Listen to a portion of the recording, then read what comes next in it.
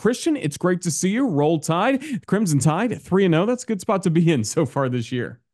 Most definitely good to see Roger Roll Tide. But yeah, man, I've been really pleased with what I saw. Kicking things off week one, a big victory over Western Kentucky, getting to see how explosive this offense is. That was one thing, I was looking forward to seeing how Coach DeBoer and his offensive scheme would translate here in Tuscaloosa with all these weapons. And so far, we've seen a lot of great things. I mean, you want to talk about Ryan Williams, a phenomenal freshman. We've heard so many things about him. Watching him in fall camp, I was really impressed by his ability at the age of 17, but I still was like, I'd love to see that translate to the season. And so far through 3 games, I mean, the kid has been, absolutely phenomenal. I had the luxury of playing with guys like Amari Cooper, Calvin Ridley, Devontae Smith, guys from both eras during Coach Saban's tenure, some really good talent.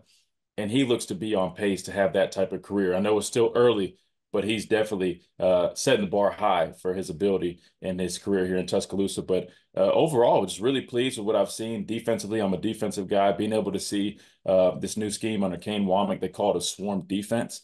We've seen just that, right? These guys have been swarming to the football. There's a lot of pursuit, a lot of team speed. I love seeing the linebackers fly around. I got to talk to Jahad Campbell and Deontay Lawson, before the season started. And that was one thing they told me, that they feel like this system's built for linebackers. There's been a lot of good play out of those guys. Even a guy like Justin Jefferson, who's finally able to crack that rotation. He's really displayed what he can do on the football field. Up front, LT Overton has been a force. Pass rush ability, we saw that during fall camp, but he's displaying that through 3 games. Tim Smith, Tim Keenan, those guys are picking up where they left off last season. The back end, you've got Keon Sapp, a new addition in the secondary, who's been phenomenal, a ball hawk. He's been aggressive coming down, making tackles along with Malachi Moore. Both those guys are great. In the cornerback spots, you got a young guy over there, but so far Xavier Brown's been playing well. And the transfer to Monty Jackson, he's done some nice things as well. So, I think, through 3 games, you look at this like a first quarter report, right? The first quarter of the season, you got 12 regular season games. So far, I would give them a solid grade. They've done a lot of good things, just like anybody else. There's some things they could clean up, be a little more consistent in a couple areas. But so far, I think they've really impressed. And I think they've probably exceeded a lot of people's expectations, having a new coach, having a new staff. This is a new era in Tuscaloosa. But so far, the Crimson Tide seem to look pretty familiar through 3 games. Looking at your specialty, the defensive side of the ball, what's made this defense so good in just limiting opponents' ability to score? Obviously, the shutout win against Western Kentucky, but then only 2 touchdowns allowed, just one per game to South Florida and Wisconsin. What's made this team so good in the red zone, either forcing field goals or just making sure teams don't score at all?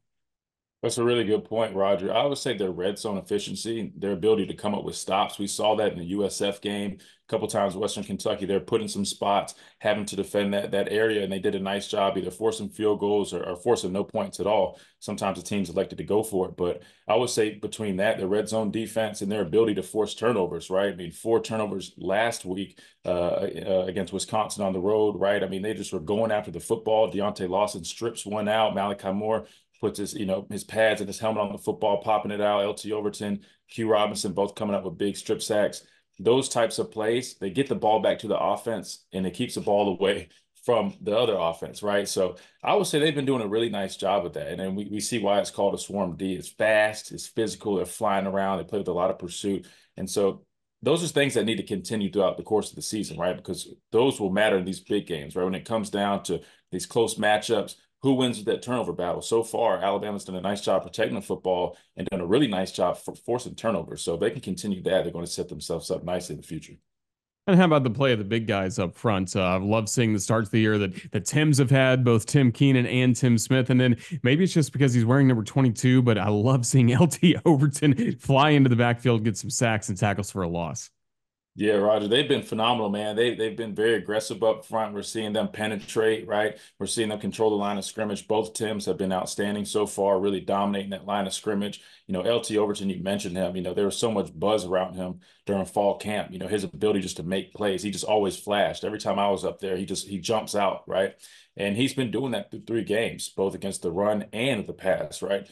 For a guy to be pushing 280 pounds and to move like that, Roger, that's scary. Kane Wommack talked about him. He said, when you've got 2 of those guys, not just one, because he threw in Jermaine Latham as well. He's a very similar type player. those guys with their versatility, that's the defensive coordinator's dream, right? Because he can line up on the edge. He can beat tackles on the edge with his speed and athleticism. He converts it to power when necessary. When you go in those sub packages and you want more speed on the field, you take some of those bigger guys out, you slide him inside and let him work with the speed guys on the edge, Quay Russaw, Q Robinson. And it's a lethal combo. So I've really liked what I've seen. There's a lot of, experience up front with the defensive line. There's a lot of versatility.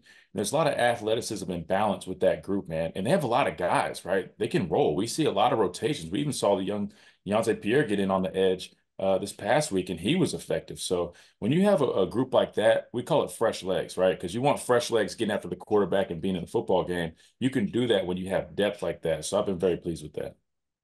Going back to the offensive side of the ball, you talked about Ryan Williams, and I think we were all really impressed week one when he had, of course, those two great touchdowns, broke some tackles in the second one. But he's really shown the last couple of games, Christian, that he's not just a home run type of hitter in terms of long plays downfield. Do you like the fact that Jalen has really had him as a go-to guy, intermediate short passing game as well?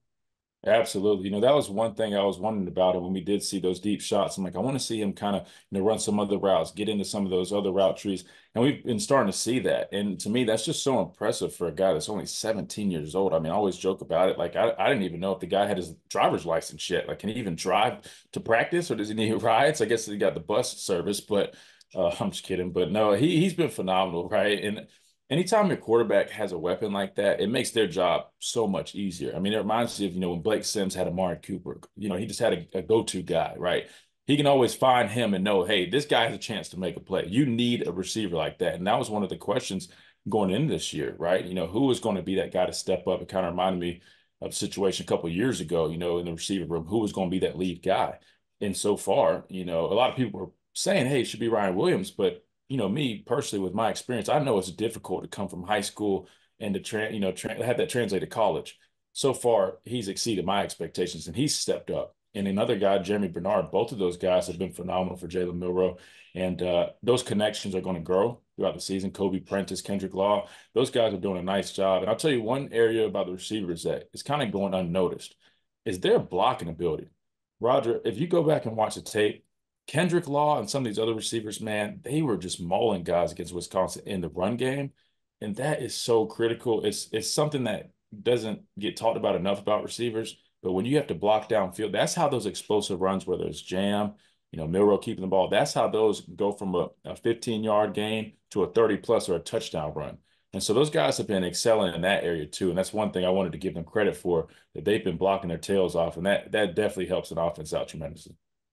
Then how about Jalen Milroe? Before the season, you had a great exclusive conversation with him on the Miller's Edge. What have you enjoyed getting to know more about him? And then so far through three games, he's just not making mistakes, and that's been huge for this football team. Man, I love the guy, man. He's just so respectable. He's humble. He puts his head down. He works. He's a phenomenal leader. Named captain again. I mean, this guy, he gets it, right? I mean, even just little comments like, hey, telling former players, hey, thanks for all that you guys did, so now we can capitalize on NIL. Little stuff like that. I was like, I wasn't expecting that, but hey, you're welcome, man. You deserve it, right? And like Lank all the way. But no, he's been great, Roger. I mean, he looks so much more comfortable and confident in the pocket, the way he's delivering the football. I mean, I thought last week against Wisconsin, those were some NFL type throws. I mean, dropping the ball in the basket to Ryan Williams early on, and then like I think it was like a two-play drive in like 17 seconds, Yeah. hitting Jeremy Bernard over the top. I mean, like those types of throws are incredible, man, and it just shows that all the work that he's put in has really paid off. It's paying dividends for him. And then now to have this new system, you're working with Coach DeBoer, Nick Sheridan, guys that have experience working with the guy like Michael Penix and developing him. I think we're starting to see how that connection is flourishing, right? I think Jalen is really taking that next step that we were looking to see him take from last season. And they're even incorporating his athletic ability more, with the quarterback design runs, whether it's quarterback draw, quarterback power. And that really keeps the defense on its toes. It's almost like, hey, pick your poison, right? I mean, you got a quarterback that can go run the football down your throat for 30 plus yards. Oh, next thing you know, he's throwing it over the top, hitting you deep for 30 plus yards. So he, in my opinion, is probably one of the most dynamic players, if not the most dynamic player in college football. And I love, being around him. His energy is infectious. Again, a great leader, great person, and a phenomenal football player. And I'm glad to have him at the University of Alabama. It's now an open date this week for the Crimson Tide. Then next week, all we're going to be doing, and you're going to be talking about it every day on Tide 109, is getting ready for Alabama against Georgia. There's a lot that's similar for both of these teams, Christian, from last year's SEC championship. There's a lot that's changed from last year's SEC championship game for both of these programs. Do you still feel like when they're under the lights at Saban Field, is it still going to be kind of a normal Alabama versus Georgia heavyweight fight, or what kind of game could we be in for coming up next Saturday? Good question, man. I think a lot of people are waiting to figure that out. I keep trying to play it in my head, right? Because, typically we mirror each other so much. Kirby Smart is pretty much the same defense, right? They just might have a couple nuances. But now you've got a swarm defense with Kane Womack, so that's going to look different. We've talked about that, kind of some of those differences there. But the offense, to me, that's what I'm looking forward to seeing. How does this offense match up with this Georgia defense? And the reason I say that, Rogers, I've always understood our defense to, hey, we're very complex. We have a lot of adjustments, but when we face teams that run similar offenses to what Coach DeBoer likes to run with a lot of movement, personnel changes, a lot of window dressing, it always caused issues for us. And I can see that being the case when we take on Georgia. I can see a lot of the things that Coach DeBoer likes to do causing some issues for Georgia when they're trying to make their adjustments and shifts. So I think that could definitely benefit us because that's something different to them, right? Plus, with our defense being so different now, they have to go back and say, hey, we got to watch South Alabama tape, right? Like that's what we used to do when we would face a new coordinator. If he wasn't in the league, right, we'd have to go watch tape from other teams or we'd watch the limited sample size. They only got 3 games. And according to Kane Womack, he said, hey, we've only showed a little bit of sample size. So this is going to be an interesting game. At the end of the day, Roger, you got 2 very talented teams, number 1, number 2 recruiting classes year in, year out. Right. It's going to be a dogfight. We know that. I think ultimately, even with all those factors I mentioned, it's going to come down to who wants it more, right? Who's going to, deliver that final blow? Because we're going to take some hits. How do we respond, right? We got tested in USF. That was some good experience. But this is going to be a heavyweight matchup. This is going to be the toughest challenge yet. So I'm going to be looking at how we respond when things might not go our way because they've got good players. They're going to make big plays. How do we respond? And at the end of the day, we are in Bryant-Denny Stadium, right? The fans have to be a factor, right? They need to be as loud as possible. They need to try to, encourage some of those penalties on their end, make them have false starts, make them have some undisciplined penalties, because that goes a long way. I don't think people realize that, but the fans are huge in this matchup to me. I mean, that could be a deciding factor. You never know. So I'm excited for it. I know everybody is. I know they haven't announced game day. More than likely, game day will probably be here. I mean, it's under the lights. This is why you sign up to play at Alabama. So I can't wait for it, Roger. I feel confident going into it. I've been watching Georgia. Obviously, I've been scouting us. I like the matchup. And as long as we play our A game and we don't beat ourselves, I think we have a really good shot at handing the Bulldogs another loss, right? I mean, you look at the record now, I think they've only got us maybe 1 out of the last, I don't know, like 6 or so times. So they're going to be eager for this game, but we are just as eager, and I can't wait for it.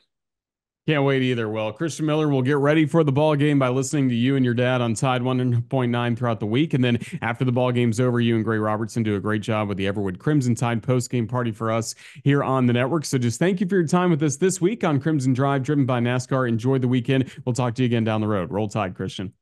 Yes, sir. Roll Tide, Roger.